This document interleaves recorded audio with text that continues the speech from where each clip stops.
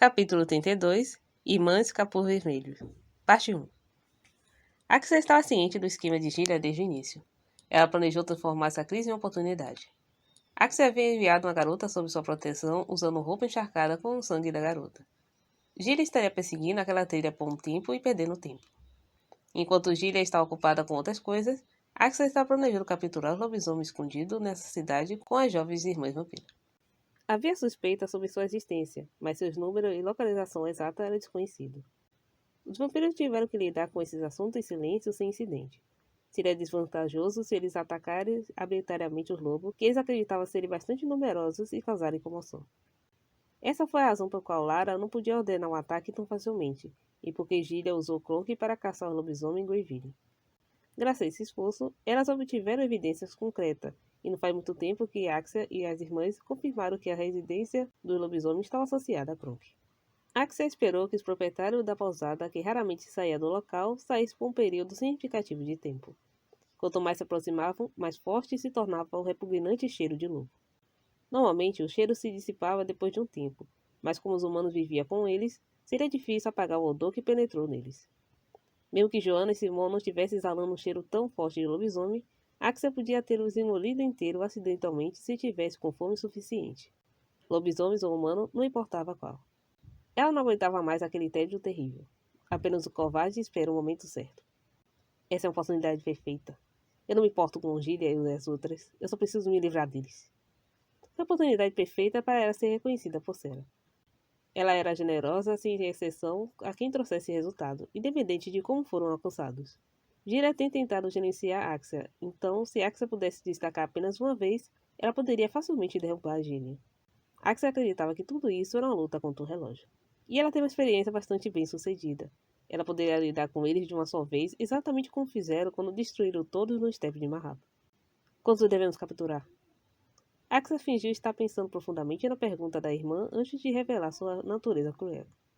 Tantos desses jovens fracos quanto você puder. Nosso alvo principal é o caçador de vampiros de qualquer maneira. Embora a cicatriz já estivesse desaparecida por muito tempo, Axia revelou sua surpresa ao pensar em Giri, que havia deixado uma cicatriz severa em suas costas e lhe causou dor. Se não fosse por Giri, ela poderia ter capturado lobisomens melhores. Mantos de veludo vermelho cobriam o rosto das meninas. Elas trabalhavam com Axia sob as ordens da sua líder e vampira de alto escalão, Sarah.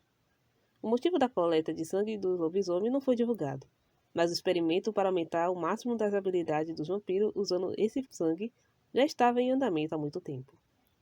O objetivo dos vampiros nunca vacilou, e nada que eles planejaram resultou em fracasso. Como sempre, a sobrevivência dentro da organização à qual pertencia foi a força matriz no qual Axia se agarrou. Ela não tinha dúvida de que, no final, alcançaria um lugar de honra dentro dela. Partiremos amanhecer. Prepare a armadilha, ordenou Axia secamente. Ela sentiu humanos por perto. Quando Axia abriu ligeiramente os lábios, seus caninhos superiores ficaram afiados como presas. Se havia uma razão pela qual ela gostava dessa cidade desamparada, era porque ela estava repleta de presas deliciosas. Isso e um nevoeiro espesso que tornava difícil discernir quem percorria as ruas ou quem tinha acabado de desaparecer. Axia estalou bruscamente o pescoço e depois abriu e fechou a boca de maneira peculiar. Ela precisava de sangue. Sangue humano, aquecido pela temperatura corporal. Axia começou a salivar com o pensamento. Ela engoliu seco e soltou, levantando poeira. Era hora de caçar. Najak encontrou Luca e Luz no final da tarde. Nessa pequena cidade com suas inúmeras estradas bifurcadas, havia apenas uma entrada que levava a um determinado lugar. Infelizmente, essa entrada levava à Pousada Cinza. Isso significa que Najak frequentemente enfrentaria encontros desagradáveis com Luca e seu irmão, que morava ao lado da pousada. Eles foram colocados na mesma turma do colégio, o que já era estranho. Não poderia ter sido coincidência eles também terem se mudado para casa ao lado. Tenho visto você muito por aí, Najak. A roupa de Luca estava encharcada de tinta por algum motivo. Ele enxugou rudemente as mãos manchadas e ergueu uma para cumprimentar Najak. Ao lado dele, Luz segurava uma sacola preta como se tivesse acabado de ir ao armazém. Najak ficou perplexo com o comportamento casual de Luca ao cumprimentá-lo. Ele se perguntou se Luca estava apenas optando por ignorar ou se havia esquecido o que havia dito. Você confia nele? Não confio muito nele. Seria bom vocês não esquecerem como vocês escaparam do Steppe de Mahaba e vieram para cá. Afinal, foi a traição de alguém com quem você mais confiava, não é mesmo? Os comentários de Luca naquele dia da escola perfuraram o coração de Najak como um espinho. Desde então, ele teve que se distrair com outras coisas para tentar tirar isso da cabeça. Luca parecia bastante satisfeito com a expressão estranha de Najak, que ele não conseguia esconder. No início, Luca não achou que seria capaz de abalar Najak com alguns comentários bem escolhidos. O que ele disse naquele dia foram apenas algumas pequenas brasas, porém, se manuseado sem cuidado, ele ainda podia queimar o coração de alguém. Olhando para Najak, que já era bastante hostil, Luca sabia que não seria difícil atiçar aquela brasa que ele já estava conseguindo. Najak poderia simplesmente ter dado de ombro se não achasse que era importante, mas não conseguiu. O que é com esse rosto de novo? Você está me deixando chateado sem motivo. Najak esfregou as manchas nas costas das mãos com a ponta dos dedos e falou com uma voz calma. Porque eu estou desconfortável. Najak, que raramente expressava suas emoções diretamente, transmitiu com precisão seus sentimentos para com seu companheiro lobisomem Luca. Ele não queria se aproximar dos irmãos gêmeos e já havia decidido isso desde o início. É por causa que eu disse da última vez? Pensei ter dito que você me deixa desconfortável. Estou meio ocupado agora. Disse Najak, interrompendo a conversa. Ele começou a se afastar, mas Luca bloqueou seu caminho e riu. Você está fugindo?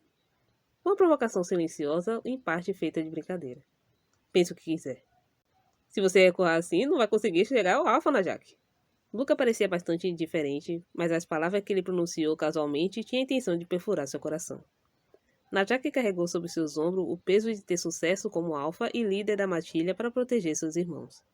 Luca sabia disso e provocou descaradamente de qualquer maneira. O que você ganha nos provocando? Bem, acho que você vai descobrir em breve. Se você acha que eu vou confiar em você e não no Giri, você está enganado. Najak nunca se sentiu tão desamparado quando perdeu os pais no estepe de Mahaba e mal sobreviveu ao lado de Tei. Na época, ele pensou que teria sido melhor para ele morrer.